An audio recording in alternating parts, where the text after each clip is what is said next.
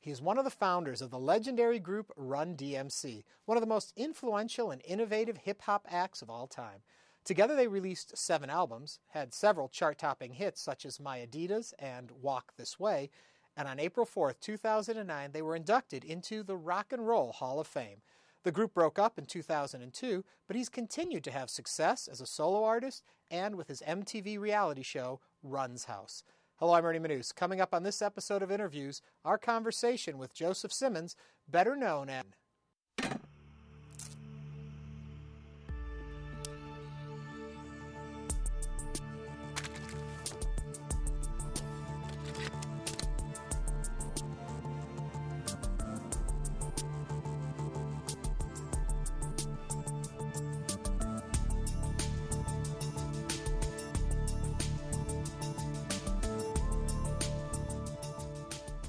When you look back on the totality of your life, can you realize this is the same guy who's done all these things? Yeah, for me, everything I do is just about being creative. Even when I'm trying to make it through life happy, and that's probably my top priority, being happy. But then, as whatever position I'm put in, I'm being creative at the same time. So, as a kid, looking to find happy things to do, I ran into DJing and rapping, and take that and keep creating the path of happiness and creation and music. And then when Run-D.M.C was at a place where I was like trying to figure out what am I doing with my life, I started going to church, and I'm trying to untangle myself from whatever it is that's keeping me from, again, searching for happiness, which we all do. I'm like, wow, this would be great. And my mind gets that creative mode of, wow, oh yeah, I love this. Wow, so if you're a preacher, you don't have to be sad and broke. Wow, well, okay.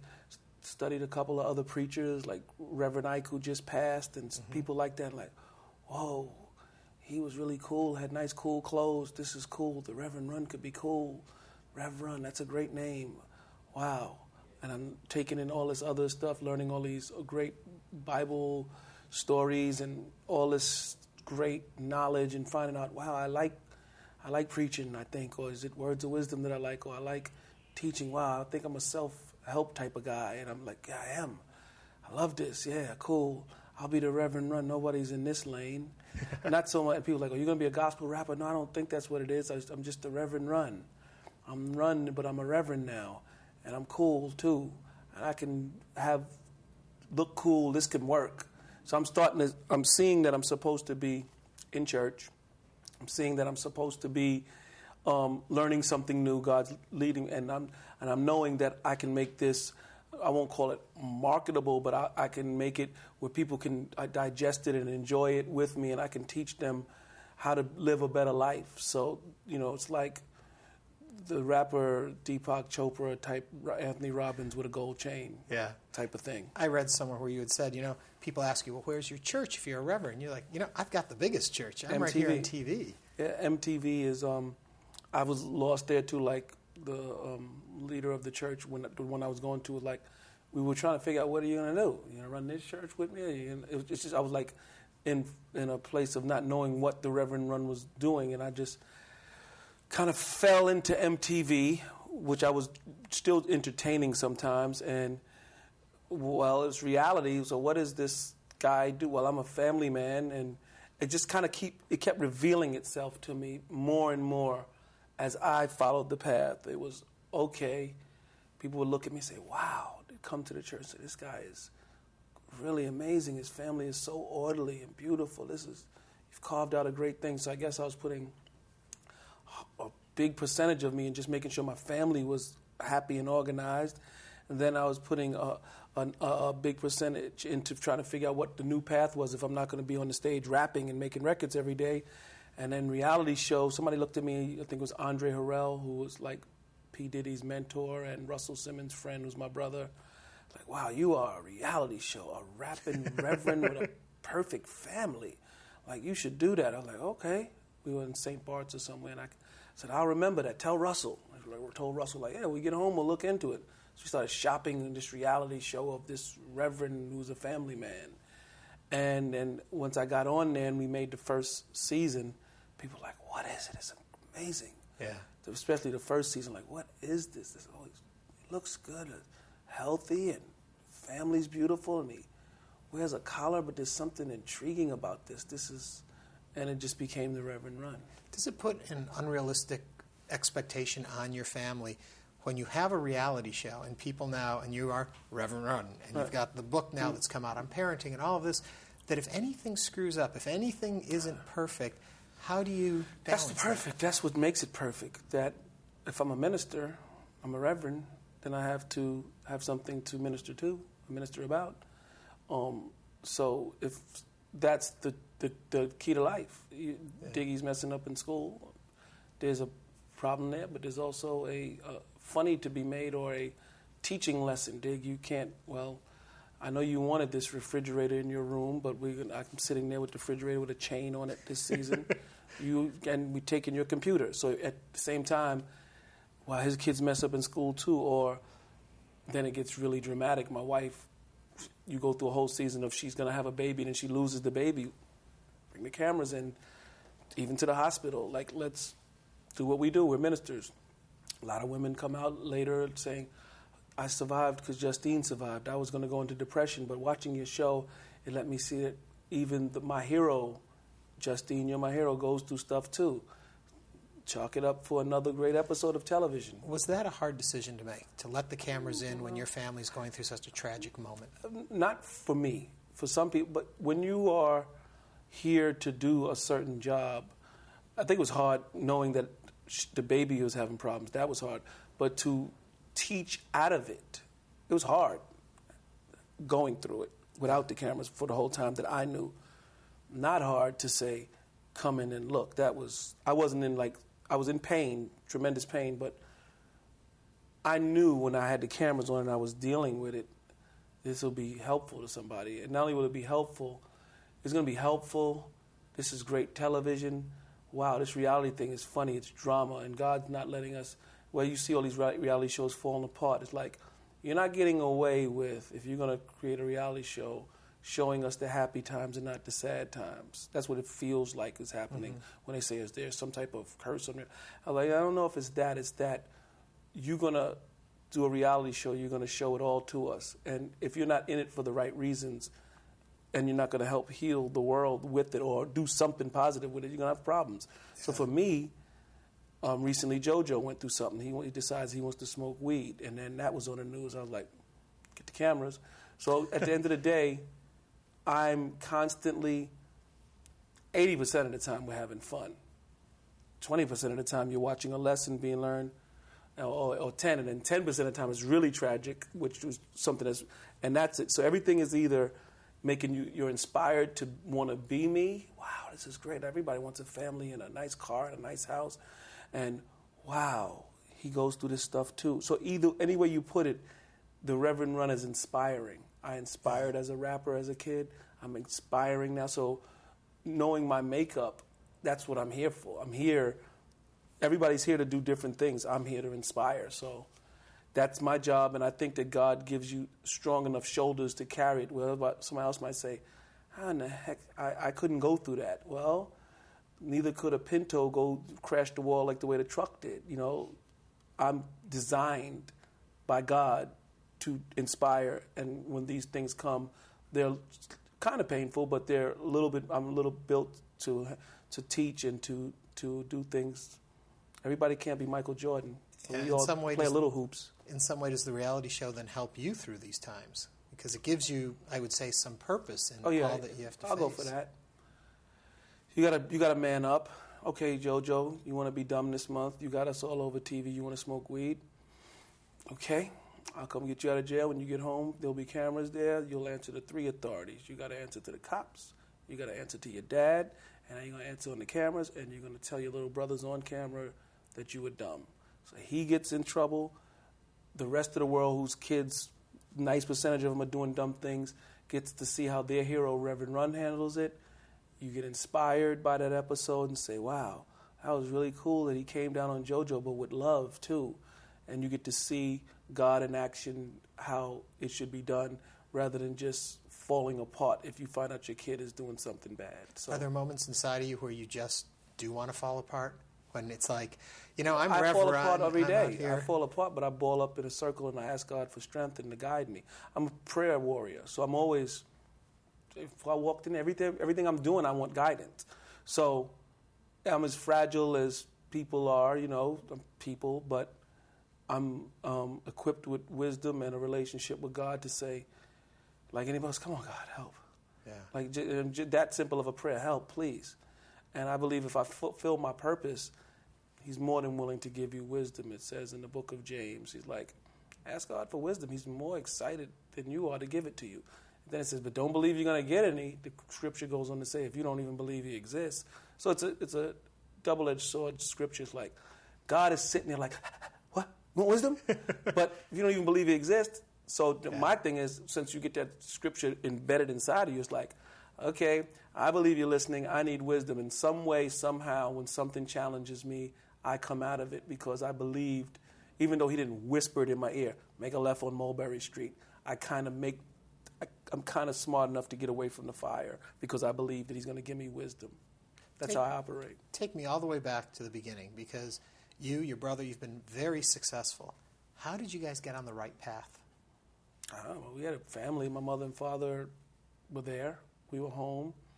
Went to school. My father was an educator. My mother also taught in the school system. And my father taught at Pace University. We were a very grounded family, and could be a little bit of genes, that reason why we have this extra life or special gifts and great things happen to us. I don't know all the reasons why, the new preacher, Joel Osteen's father, was a preacher. Now he's a preacher. You don't understand it all, but it's kind of in my blood, and I have an extra special spark to make me successful. I'm thankful for that. And the beginning is I went to school, did what I was supposed to do, and my pops was probably pretty smart, and it kind of wore off on me. And he was creative. He was a poet. My mother painted. Now my brother Danny paints, and we had a lot of creativity, and maybe it has to do with genes, and maybe that's it, genes. As a parent, how do you nurture creativity? Within my children? Yeah.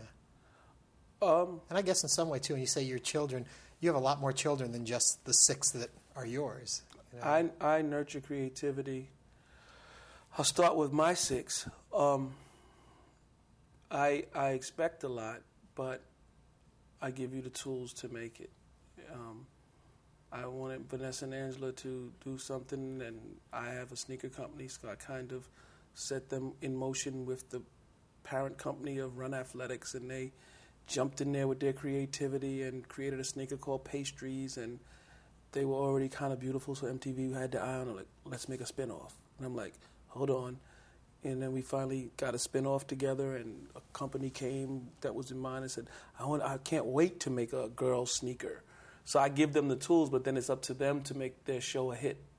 It's up to them to make sure that they keep the pastry sneakers selling.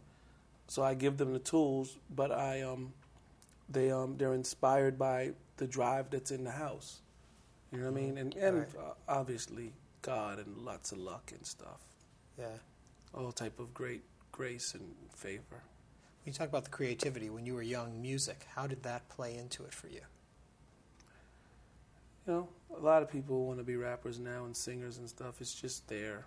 When I think about the wave of Motown, and I just look at the young groups coming to Berry Gordy, and it just reminds me of Russell Simmons and groups. Some are great, and some are Smokey Robinson, and some aren't. And I was there, and Russell was a young Berry Gordy type of entrepreneur, and looked to his right, and his little brother was rapping pretty good, and hustler he was, took me and my friend Daryl from 197th Street and said, these guys can rap, and connected with some people that he knew in Soho. And, I'm just following my brother, but I had this spark of creativity. Again, my father was a poet, and my mother was an artist, so it's in me. Again, back to I believe it's in me. And, again, my brother took me and put me in a position and said, dance. And I danced, and people was like, I love it.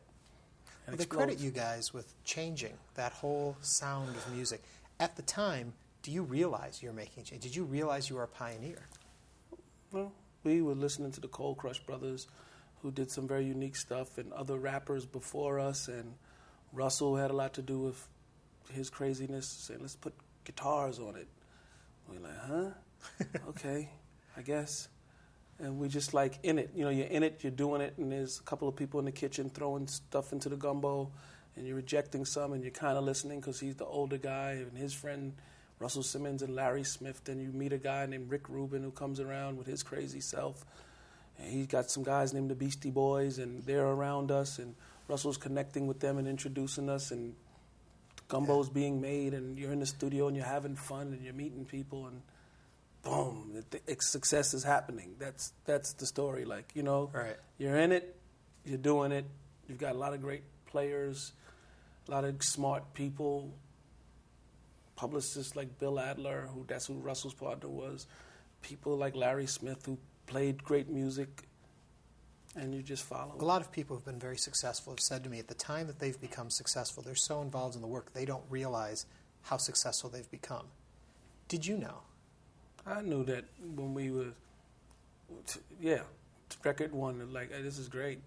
Okay, you're sitting there, you make the record, you hope it plays on the local radio station. Yeah. You call in, trying to act like your name is Johnny. Can I hear that new Run-D.M.C record? And they're like, I got through. They said they're going to play it. This is Johnny from Murdoch Avenue said he wanted to hear this. You're like running down the block. They're playing my record. That's the success. It never gets higher than that moment. Yeah. You know, now you're at the Madison Square Garden years later and it's big, but what about the day one they played it and you're calculating, how many people listen to their radio station at that time right now? You mean to tell me 2 million people just heard my record? I wonder what they're thinking. Your brain is going like, so you're already excited. So it's excitement's excitement. You can explode into excitement. Like, oh my God, we're touring. It's great. What? More? Huh? You know, thankful money's coming in. Things are happening. It kind of overtakes you. When you have a hit like Walk This Way, which then is a new sound, and everyone's like, wow, how do you keep from then just repeating it? You know, I mean, the pressure being that, wow, this really worked. How do I Hopefully avoid you're that? as smart as what my man that made that, I think you're crazy. And he said, you know, we look at it as a shooting star. One happens, you don't expect it to happen again. I didn't think like this. I wish I was as smart as him. And you make your next album, and you hope for the best. And, you know, that was one shooting star that shot through, and you got to be lucky enough to be a part of it. Wow. But for me, I had to learn the hard way, you know, like Michael Jackson or something. Like, I did it. I can do it again. It'll happen again because I know how I did that, and blah, blah, blah, blah. Bunch of stuff that you believe because you're ignorant, not knowing that that was, along with your creativity, also had to do with luck and fate and timing.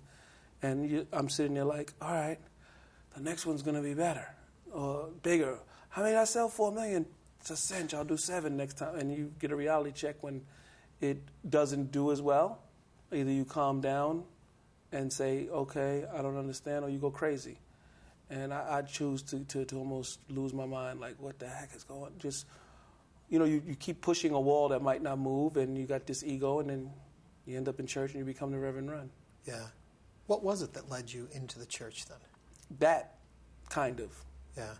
That, getting to a place of knowing what's going on. Competitive spirit, youthful indiscretion, if that's the word, not knowing what can happen because of my great creativity, and getting to a place where you're like, okay, let's do it. And then it not happening, and then you not understanding that you have a great life, you know that, right? But you don't push too hard now till you're probably just burning your brain, and you're almost depressed, and you're like, okay, what do I do here? Anyway, I'm tired of this competitive thing anyway with all the rest of these rappers. I got to find happiness because I don't know what's going on. And you end up saying, okay, spirituality, if you're smart. Like the rest of the VH1 behind the music type guys, where you're like, I went as far as I could, now I don't do drugs anymore. I went as stupid as I could possibly go. I was really dumb, and if you're smart, I don't do any drugs anymore at all, and we're a clean new band, and our name is Aerosmith or whatever. And I stay away from all foolishness, and the music's 10 times better, and I'm smarter, and I'm stronger. Or you keep using drugs and you kill yourself. Or you keep thinking using your ego or you kill yourself. Or you get smart and healthy and change your lifestyle and find out what is, get back to your creative you. How do you keep the excess from coming into family life then? I mean, you're definitely successful, and you definitely have lots of means. How do you keep then, especially raising kids, so that it's simple. You know what you're going in it for. This show was designed to inspire. It wasn't designed to make us superstars. It was creativity mixed with knowing that I'm a preacher, inspirer. Told the kids, this is the show we're making. Episode 1, I'm in a tub tweeting out messages. Every episode has a story and a meaning, even though this is really going on, because there's always something going on in my house, and I have to resolve it. So that's the way you make television anyway, but that happened to be my life. So you tell it. After the train started of the Run's house, I put my arms out, and they made fun of me in Entertainment Weekly, like, Rev Run says he knows how to solve the John and Kate problem, not be successful, and nobody will worry. But I didn't say that to people.com. What I said was, I'm always standing in a way of making it go too fast. So my thing is Godspeed for me and my children. And ratings can be like this, or they can go like this, and you can lose your whole family and lose your mind and lose your kids to foolishness. Or you can just say, we're good. We're good. We don't need that, So my thing is always, do you want to do this interview? Do you want to do that interview? Do you want to do this? I was like, nah, we're good. Okay, we'll pick and choose a buffet here. Okay, I'll do the PBS interview. Or, okay, that's fine. Okay, Vanessa, y'all can do that. No, we don't need to be doing parties in Vegas, for $30,000 for you to just go stand and smile. That's not classy. So you got to pick and choose yes or no. And that's how you balance it and not drive your family crazy. You got to be able to make decisions that are healthy, not just to make a company or yourself tons of money and then hurt in the end. Yeah. So, because success has to be managed, or it can hurt you. There is a way. When you look at your show and you think, somehow this all ties up nicely, very much like a sitcom or episodic television, and life usually isn't like that. How does your show come together? Just like you watch it. Really? You have these... It works like this. Sunday, I sit with the producers.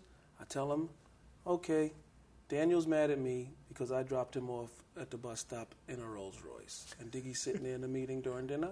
And I'm saying, and he's mad. He's saying, Dad, it doesn't make sense. And I'm like, okay, episode time.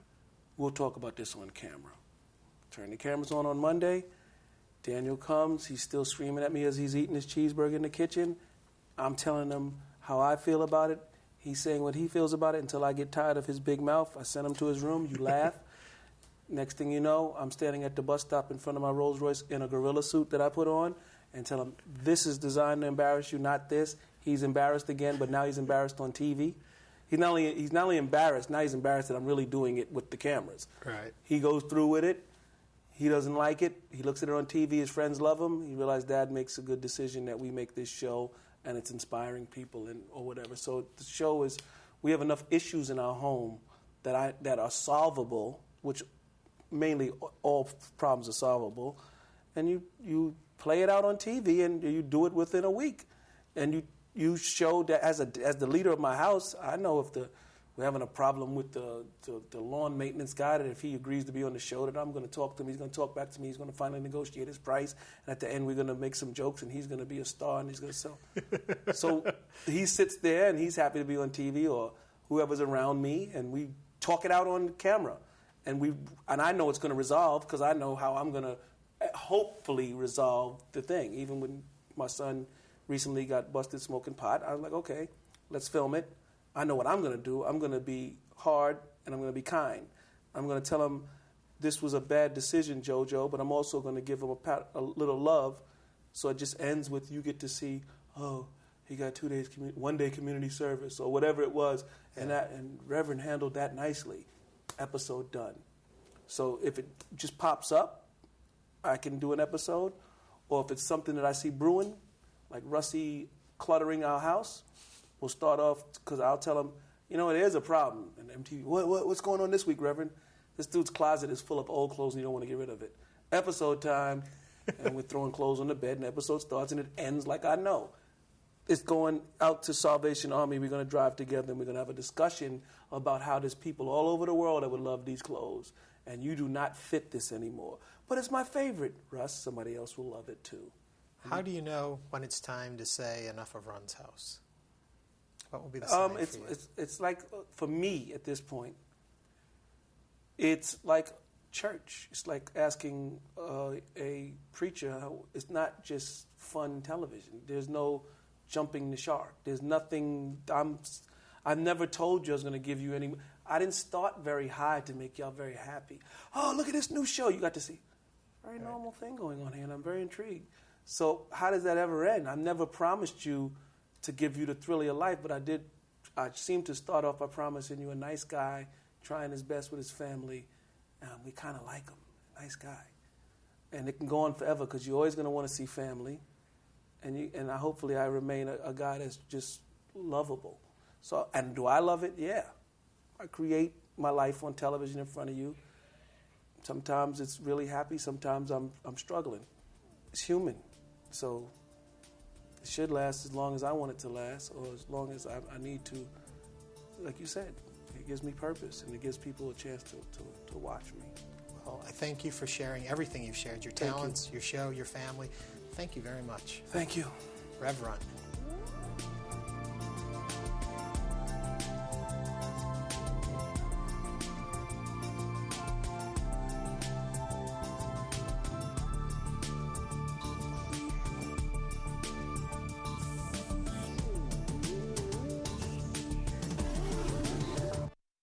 To order a DVD of this or any episode of InnerVIEWS, please visit HoustonPBS.org.